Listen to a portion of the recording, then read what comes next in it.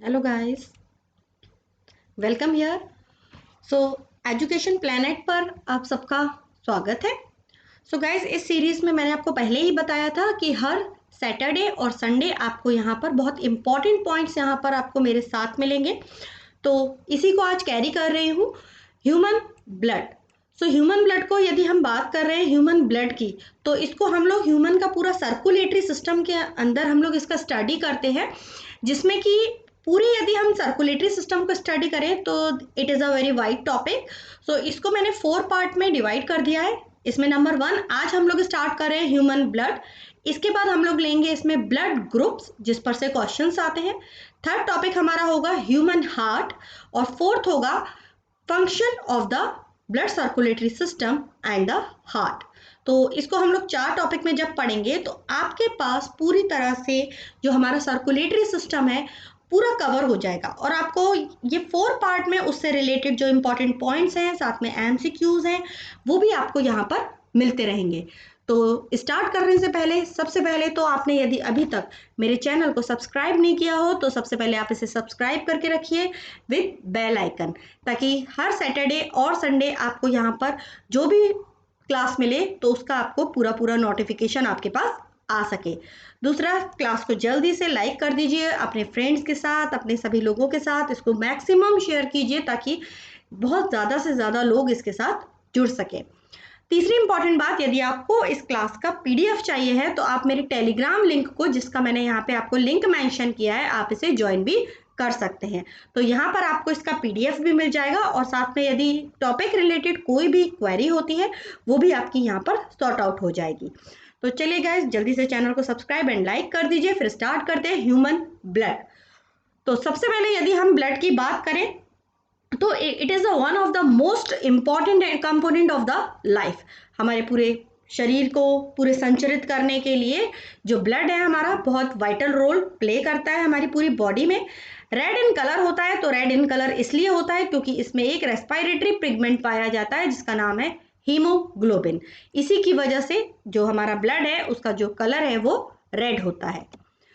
यदि हम ब्लड की बात करें कि ब्लड इतना वाइटल रोल क्यों प्ले कर रहा है, ऐसी क्या खास बात है जो ब्लड को हम लोग इतना इंपॉर्टेंस दे रहे हैं, तो ब्लड के बहुत सारे फंक्शंस हैं। इसमें नंबर 1 है आपका, it is a fluid connective tissue. कई बार एग्जाम्स में आया है इनमें से कौन संयोजी ऊतक की तरह काम करता है। तो यहाँ पर जो आपका ब्लड है यानी कि जो रक्त है वो एक तरल संयोजी ऊतक है, तो इसलिए ये एक फ्लूइड कनेक्टिव टिश्यू है। कनेक्टिव क्यों है? क्योंकि ये ऑर्गन टू ऑर्गन जब सर्कुलेट हो रहा है तो हर ऑर्गन को दूसरे एक ऑर्गन के साथ ये जोड़ रहा है। Next, provides oxygen to the cells. तो ये फेफड़ों से ऑक्सीजन को लेता है और उसको पूरे शरीर में पहुंचाता है। जो आरबीसी होते हैं वही क्या करते हैं, ऑक्सीजन की कैरिंग कैपेसिटी को बढ़ाते हैं, यानी कि उसमें जो हीमोग्लोबिन है वो एक रेस्पिरेटरी पिगमेंट है, जिससे कि हमारे अंदर जो ऑक्सीजन आती है वो पूरे ब्लड के थ्रू क्या होती है, सर्कुलेट होती है। और आपको यहाँ पर एक बहुत इंपॉर्टेंट पॉइंट है कि हमारे ब्लड में ऑक्सीजन की अपेक्षा जो कार्बन मोनोऑक्साइड होती है, CO, कार्बन मोनोऑक्साइड, ये 200 से 250 गुना ज़्यादा एफिनिटी रखती है हमारे हीमोग्लोबिन के साथ जुड़ने की। तो यदि आपको कोई ऐसा पॉल्यूशन जहां पर कार्बन मोनोऑक्साइड की अधिकता है तो आपको सफोकेशन की प्रॉब्लम सबसे पहले क्रिएट होगी। वो इसलिए होगी क्योंकि कार्बन मोनोऑक्साइड क्या करती है, ऑक्सीजन को रिप्लेस कर देती है और अपनी जगह ले लेती है, और हीमोग्लोबिन के साथ कंबाइन होकर ऑक्सी हीमोग्लोबिन बना देती है। तो कई बार ये एग्जाम्स में आया है कि ऑक्सी हीमोग्लोबिन इनमें से किसके द्वारा बनता है। ठीक है, तो यहाँ पर जो आपका ऑक्सी हीमोग्लोबिन पहले ऑक्सीजन से, उसके बाद यहाँ पर जब कार्बन मोनोऑक्साइड अटैच होती है तो कार्बोक्सी हीमोग्लोबिन जो है वो फॉर्म हो जाता है। तीसरा, transport hormone and nutrient. Nutrient और हार्मोन को क्या करता है, ट्रांसपोर्ट करने का काम करता है, क्योंकि आपको पता है कि हार्मोन सीधे हमारे ब्लड में ही सिक्रीट होते हैं। होमियोस्टेसिस यानी कि शरीर के तापमान को बाहर के तापमान के हिसाब से नियंत्रित करने का काम भी करता है। Transport the waste to the kidney and lungs.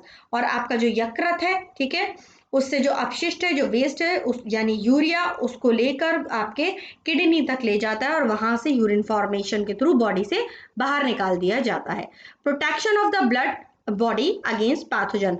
और जो बाहर के पैथोजन है लाइक आपके बैक्टीरिया, वायरसेस, इन सब से भी हमारे शरीर की रक्षा करता है। तो जब ये इतने सारे काम करता है तो obviously it is a vital role play करता है हमारी बॉडी में।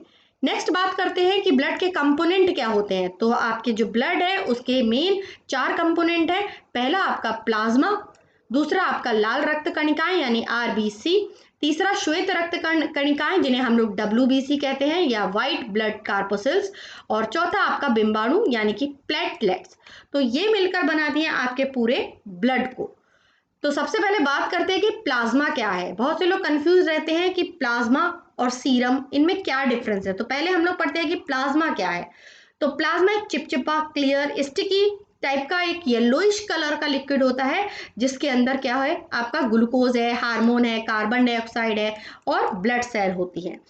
जो आपका ये प्लाज्मा है इसके अंदर सबसे ज़्यादा कंटेंट आपको याद रखना है, 90% प्लाज्मा में वाटर होता है। बहुत एग्जाम्स में पूछा गया है कि प्लाज्मा में किसका परसेंटेज सबसे अधिक होता है, तो 90% भाई वाटर का होता है। बाकी इसमें आप कह सकते हैं कि 6% जो है बाकी कॉन्स्टिट्यूएंट यानी कि प्रोटीन्स भी इसमें पाए जाते हैं। इसके अलावा प्लाज्मा में कुछ इनऑर्गेनिक यानी अकार्बनिक पदार्थ भी पाए जाते हैं। इनऑर्गेनिक चीजें जो पाई जाती हैं उनका परसेंटेज होता है केवल 1% होता है। ठीक है, कुछ इसमें इस तरह के जो सब्सटेंस जैसे आपका सोडियम हो गया, बाइकार्बोनेट्स हो गए, सोडियम क्लोराइड हो गया, ये सारे सब्सटेंस भी इसमें पाए जाते हैं प्लाज्मा में। अब यहाँ पर हम लोग बात करते हैं कि प्लाज्मा सीरम से अलग कैसे है, क्या डिफरेंस होता है प्लाज्मा में और सीरम में। तो जो प्लाज्मा है it is a liquid cell free, यानी कि यदि आप ब्लड में से सेल को माइनस कर दें तो जो भी पदार्थ बचेगा वो आपका प्लाज्मा होगा। ठीक है, और सीरम क्या है, ये एक लिक्विड है, ब्लड का ही पार्ट है, लेकिन after coagulation devoid of clotting factor, मतलब फाइब्रिनोजन प्रोटीन को अगर हम ब्लड में से माइनस कर दे तो जो बचेगा वो हमारा सीरम होगा। तो आपको याद रखना है, यदि ब्लड में से जो सेल्स होती हैं उनको माइनस करेंगे तो प्लाज्मा बनेगा, और अगर आप ब्लड में से फाइब्रिनोजन प्रोटीन को रिमूव करते हैं तो आपके पास सीरम आ जाएगा। या सीधी बात करें, जो आपका प्लाज्मा है अगर प्लाज्मा में से फाइब्रिनोजन प्रोटीन माइनस कर दी जाए तो सीरम बनता है।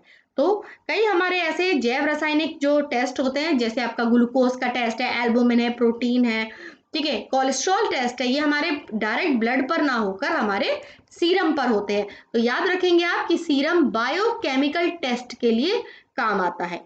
बायोकेमिकल टेस्ट, कभी भी आप पैथोलॉजी में जाए तो बायोकेमिकल टेस्ट आपको कराना होगा, तो वो आपका ब्लड तो लेगा लेकिन उसको सेंट्रीफ्यूगेशन करके उसमें से सीरम को सेपरेट करता है। नेक्स्ट बात करते हैं हम लोग जो इसके अंदर, अब जो प्लाज्मा है प्लाज्मा में कुछ एंटीबॉडीज भी पाए जाते हैं। इसमें जो प्रोटीन होता है उसमें एंटीबॉडीज पाए जाते हैं, तो ये हमारे शरीर की जो एक इम्यून सिस्टम है उसमें भी थोड़ा हेल्पफुल रहते हैं। उसके बाद आपके, अब हम बात करते हैं कि जो टाइप्स ऑफ ब्लड सेल्स होती हैं, कि जो ब्लड में जो कणिकाएं होती हैं या फिर जो आप कह सकते हैं कार्पोसिल्स होती हैं उनका भी परसेंटेज है, क्योंकि ब्लड का 55% भाग तो हमारा प्लाज्मा ने ले लिया था, अब बचा 45%। उस 45% में क्या होगा, आरबीसी, आपकी डब्ल्यूबीसी, आपके प्लेटलेट्स।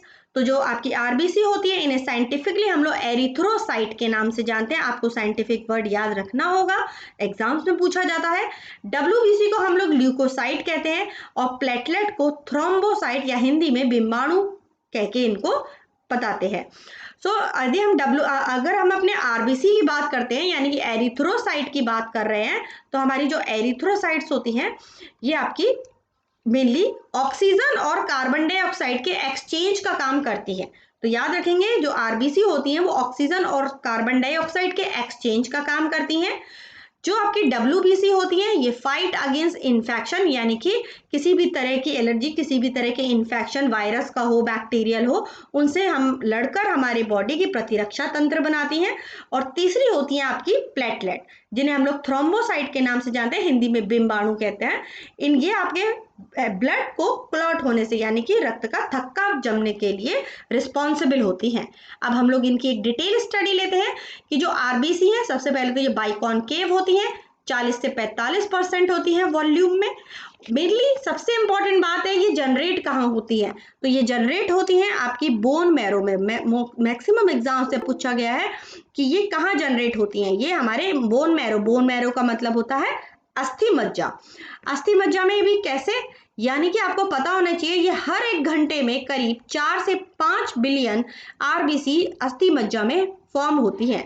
इनका जो कार्यकाल होता है, जीवन काल होता है, ये 120 दिन का होता है। दूसरी इंपॉर्टेंट बात, डिस्ट्रॉय कहाँ होती है, ये भी क्वेश्चन पूछा गया है। ये समाप्त कहाँ होती है, ये स्प्लीन यानी कि आपके प्लीहा में समाप्त होती है। तो ये भी आपको याद रखना है कि ये कहाँ पर समाप्त होती है, ये आपके प्लीहा में समाप्त होती है। ठीक है, तो प्लीहा में। दूसरी इंपॉर्टेंट बात, इसीलिए प्लीहा को क्या बोलते हैं, कब्रिस्तान कहा जाता है आरबीसी का। ग्रेवयार्ड ऑफ आरबीसी पूछते हैं, किसे कहते हैं, स्प्लीन को कहते हैं, प्लीहा को कहते हैं। आयरन रिच होती है क्योंकि हीमोग्लोबिन पिगमेंट होता है। पूछते हैं हीमोग्लोबिन में कौन सा पिगमेंट पाया जाता है, क्या पाया जाता है मेटल, तो आयरन पाया जाता है। मेल और फीमेल में अगर इनका नंबर देखें तो अंतर होता है। फीमेल में जो आपकी आरबीसी होती है वो कुछ कम होती है in comparison to male. 5 to 6 million male में है तो 4 to 5 मिलियन आपकी फीमेल में होती है पर माइक्रोलीटर। यदि हम आरबीसी की बात करें तो नॉर्मल आरबीसी तो ठीक है। अगर आरबीसी की दो कंडीशन फॉर्म होती है, एक होती है एनीमिया, एक होती है पॉलीसाइथीमिया। तो एनीमिया में आरबीसी का जो नंबर है, यानी कि जब आपके अंदर आरबीसी कम हो जाए, यहाँ आप देख रहे हैं ना, आरबीसी क्या हो जाए, कम हो जाए, तो जो कंडीशन बनती है इसे एनीमिया बोलते हैं। अगर आपके में आरबीसी का नंबर बढ़ जाए, यानी कि एक्सेस हो जाए, ज्यादा हो जाए आरबीसी, तब जो कंडीशन बनती है उसे बोलते हैं पॉलीसाइथीमिया। कई बार ये दोनों क्वेश्चन एग्जाम्स में आए हैं कि आरबीसी जब बढ़ती है तो क्या कॉज होता है, आरबीसी जब डिक्रीज होती है तो क्या होता है। तो याद रखेंगे कि एनीमिया कंडीशन आती है कम होने पर, और बढ़ने पर जो कंडीशन आती है उसे बोलते हैं पॉलीसाइथीमिया। दूसरी इंपॉर्टेंट बात, अब हम लोग चलते हैं अपने डब्ल्यूबीसी के ऊपर। तो जो डब्ल्यूबीसी है वो टोटल वॉल्यूम में 1% होती है, but very important role play करती है। क्यों, क्योंकि ये प्रतिरक्षा तंत्र हमारा बनाती है, हमारा इम्यून सिस्टम। आपको भी पता है एड्स में सबसे पहले हमारी डब्ल्यूबीसी पर प्रॉब्लम क्रिएट होती है। हालांकि डब्ल्यूबीसी हमारी बहुत लड़ने की क्षमता क्रिएट करती है, लेकिन फिर भी एचआईवी से लड़ नहीं पाती है। नॉर्मल नंबर ऑफ डब्ल्यूबीसी यदि बात करें तो 4,500 से करीब 11,000 के लगभग डब्ल्यूबीसी होती है। माइक्रोलीटर में अगर आप इसे लीटर में बात करें तो 4.5 से 11 इंटू 10⁹ पर लीटर होती है। ये भी आपका बोन मैरो में बनती है, यानी अस्थि मज्जा में बनती है। कलरलेस होती है, जो ल्यूकोसाइट्स होती हैं इनका कोई कलर नहीं होता, ये इसलिए इन्हें श्वेत रक्त कणिकाएं कहते हैं। Colourless because devoid of haemoglobin, क्योंकि इनमें वो रंगा पदार्थ यानी कि हीमोग्लोबिन नहीं पाया जाता। They further classified as granulocyte and agranulocyte. अब अगर हम डब्ल्यूबीसी को डिवाइड करते हैं कि ये कितने टाइप्स की होती हैं, तो इनको हम लोग दो पार्ट में डिवाइड करते हैं। ग्रेन्युलो मतलब कि कणिकामय और कणिका विहीन। तो इसको हम लोग देखते हैं। सबसे पहले यहाँ और बता देती हूँ मैं आपको, this is a bone marrow. बहुत से लोगों को अस्थि मज्जा में थोड़ा कंफ्यूजन होता है कि अस्थि मज्जा क्या होती है। तो आपकी जो बोन होती है उसके अंदर आप देख रहे हैं कि जो अंदर का स्पेस है, यहाँ पर आपकी क्या पाई जाती है, बोन मैरो।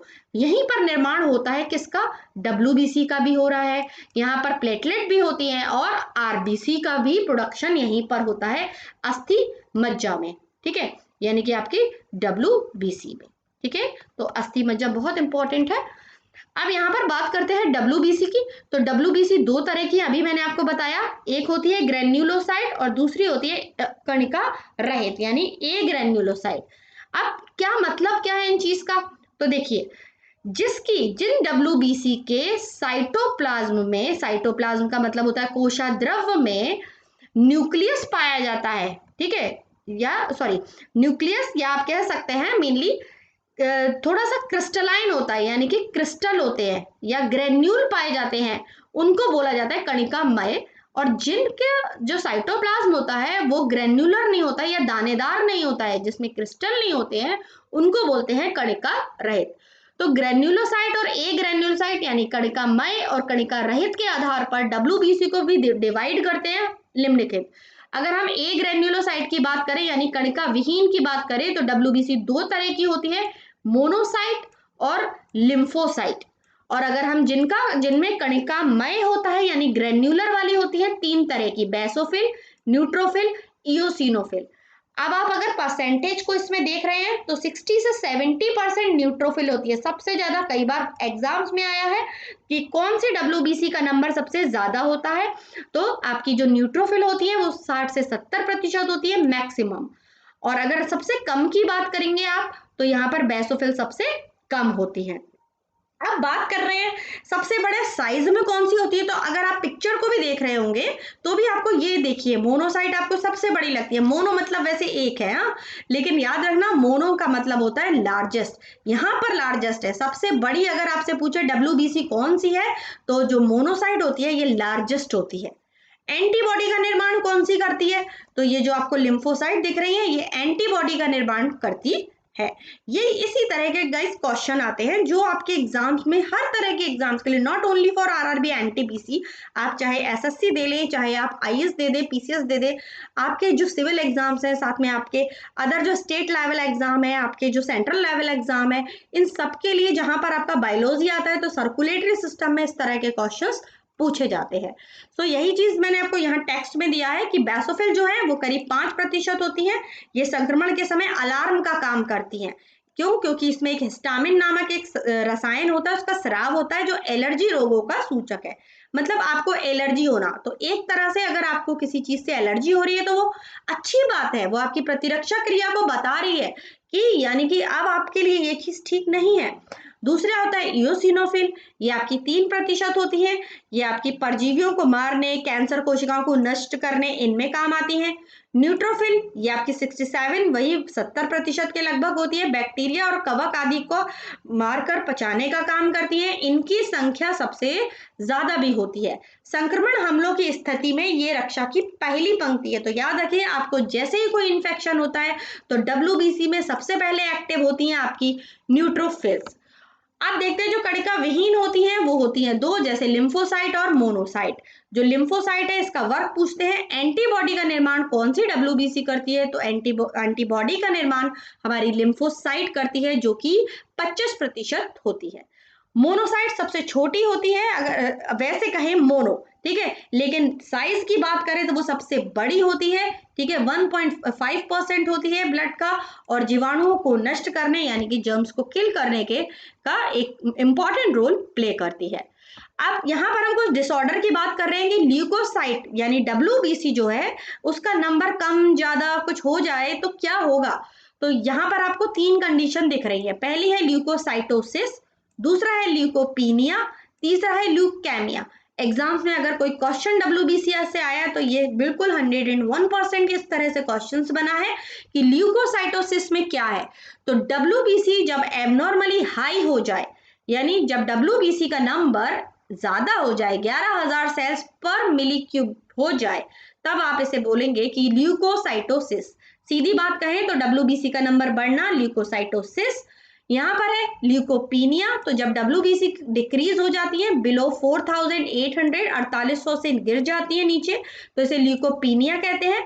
और एबनॉर्मल तरीके से जो WBC यानी कि वाइट ब्लड सेल्स, इन कोशिकाओं की जो एबनॉर्मल ग्रोथ होने लगती है, ठीक है, तब इसे बोलते हैं ल्यूकेमिया, जो कि आपका खुद एक ब्लड कैंसर है। कई बार एग्जाम्स में पूछा गया है कि इनमें से कौन एक कैंसर का टाइप है, तो यहाँ पर एग्जाम में जो ऑप्शन होता है वो ल्यूकेमिया का होता है। याद रखेंगे कि ल्यूकेमिया क्या है, एक टाइप का ब्लड कैंसर है। उसके बाद हमारी लास्ट आती हैं प्लेटलेट्स। तो जो आपकी प्लेटलेट्स होती हैं आपको पता है ये एक प्लेट सदृश होती हैं, आपके जो ब्लड क्लॉटिंग होती है, रक्त का थक्का जमने के काम आती हैं। मेनली आपका ये भी बोन मैरो में प्रोड्यूस होती हैं, जैसे आपकी WBC RBC होती हैं। इनकी लाइफ स्पैन 10 दिनों की होती है। न्यूक्लियस इज, बल्कि और आप कहेंगे लेस देन 10, एग्जाम में क्वेश्चन आता है लेस देन 10, तो याद रखेंगे। And nucleus is not found in 1 cubic mm इनका जो है, ठीक है, जो नंबर है आपका 25 lakhs, इतना इनका नंबर होता है। एक इंपॉर्टेंट बात यहाँ पर रह गई कि पूछते हैं कई बार कि किसमें केंद्रक नहीं पाया जाता, तो जबकि आपकी RBC होती है ना, ये इसमें नो न्यूक्लियस, इसमें केंद्रक नहीं पाया जाता, ये याद रखेंगे। इसमें 2 अपवाद आते हैं, एक तो आपका कैमिल और एक होता है लामा। ये 2 एनिमल ऐसे हैं कि जिनकी RBC में न्यूक्लियस पाया जाता है, जबकि ह्यूमन की RBC में केंद्रक का अभाव होता है, ये याद रखना है आपको। तो प्लेटलेट मैंने आपको बता दिया 25 लाख 10 दिन से बल्कि कम ही होता है, 2 से 5 दिन का बल्कि हम लोग इनको समय देते हैं। और मेनली आपका जो क्लॉटिंग फैक्टर है उसके लिए रिस्पॉन्सिबल होती हैं ये प्लेटलेट्स, ठीक है। 1.5 लाख टू 4 लाख भी इनकी जो संख्या है वो। तीसरी इंपॉर्टेंट बात, आपका डेंगू और चिकनगुनिया में प्लेटलेट का नंबर जो है वो एबनॉर्मल हो जाता है। तो देखते हैं कि प्लेटलेट इन डेंगू, तो typical person has platelet count करीब होती है आपकी 1.5 लाख से 2.5 लाख के बीच, इतना माइक्रोलीटर पर ब्लड। अगर ये 80 से 90% ऑफ जितने जो पेशेंट हैं उनमें ये करीब 1 लाख तक रह जाती है या उससे कम रह जाती है, तो डेंगू की कंडीशन कॉज हो जाती है। तो डेंगू में प्लेटलेट गिर जाती हैं। जबकि 10 से 12% पेशेंट ऐसे होते हैं जिनमें ये एकदम क्रिटिकल लेवल पर चली जाती है, यानी कि 20,000 से भी नीचे पहुंच जाती हैं। ये आपकी, आप कह सकते हैं कि डेंगू की बहुत ज्यादा ही एक ऐसी क्रिटिकल स्टेज है जो कि फटीग भी, या आप कह सकते हो फेटल भी हो सकती है। तो डेंजरस है प्लेटलेट का नंबर का गिर जाना। तो इस तरह से आपको ये पूरा जो ब्लड ग्रुप मैंने आपको बताया कि ब्लड के कंपोनेंट, जिसमें हम लोगों ने ब्लड की सेल्स और प्लाज्मा को डिस्कस किया। उसके बाद जो सेल्स हैं उनका वर्क, उनकी लाइफ स्पॉन, उनका नंबर इंपॉर्टेंट है आपके एग्जाम्स के लिए।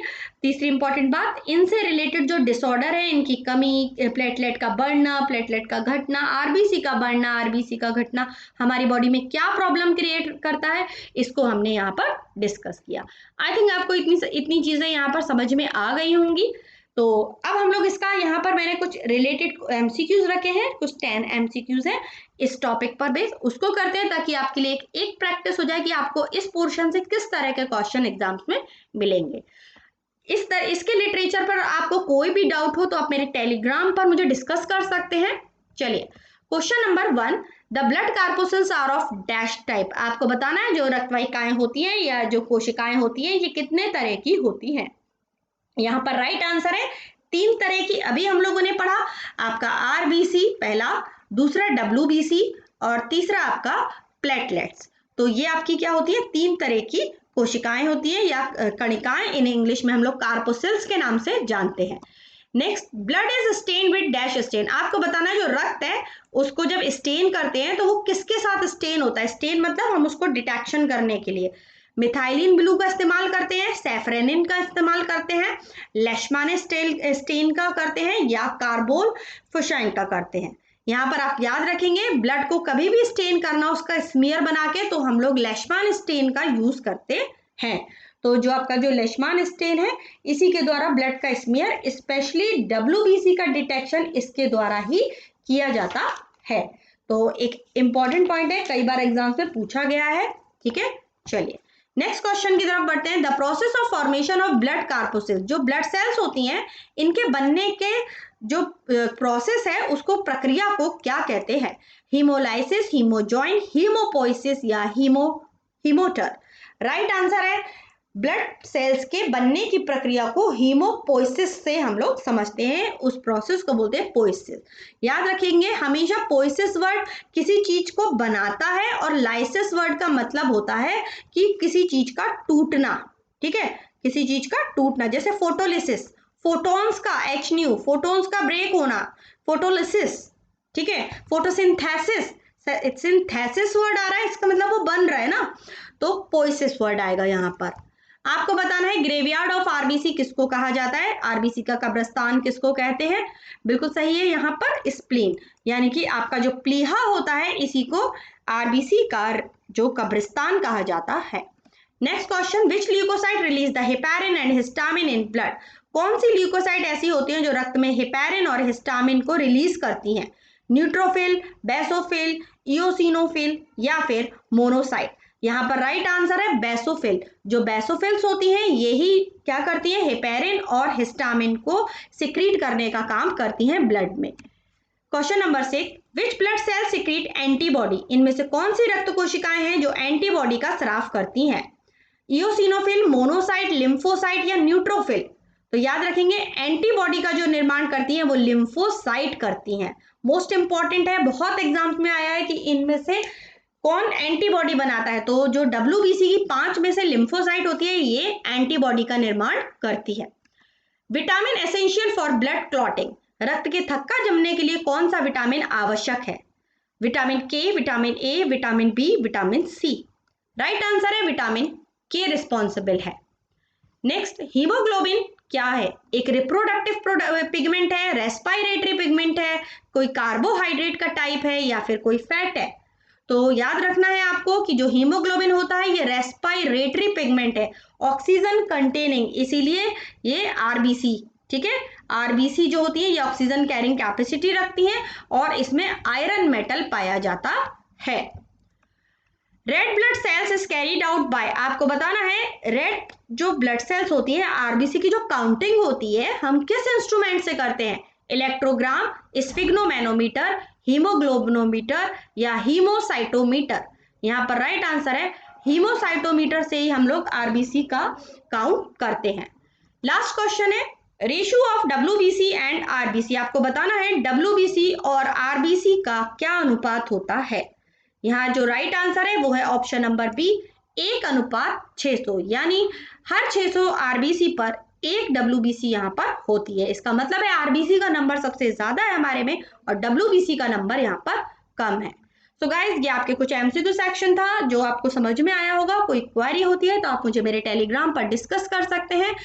तो यदि आपको सेशन अच्छा लगा तो जल्दी से इसे सब्सक्राइब कीजिए, इसको लाइक कीजिए, मैक्सिमम इसको शेयर कीजिए और इसका यदि आपको पीडीएफ चाहिए तो आप मेरे टेलीग्राम को इस लिंक के थ्रू ज्वाइन कर सकते हैं और वहां पर कोई क्वेरी होती है उसे भी सॉर्ट आउट करेंगे। सो गाइस कल संडे यानी कि हर संडे को आपको मैं 1 वीक का करंट अफेयर दूंगी, तो ज्वाइन रहिए, इसको सब्सक्राइब करके रहिए और वेट करिए मेरे नेक्स्ट क्लास का जिसमें कि आपको कल पूरे वीक का करंट अफेयर यहाँ पर मिलने वाला है।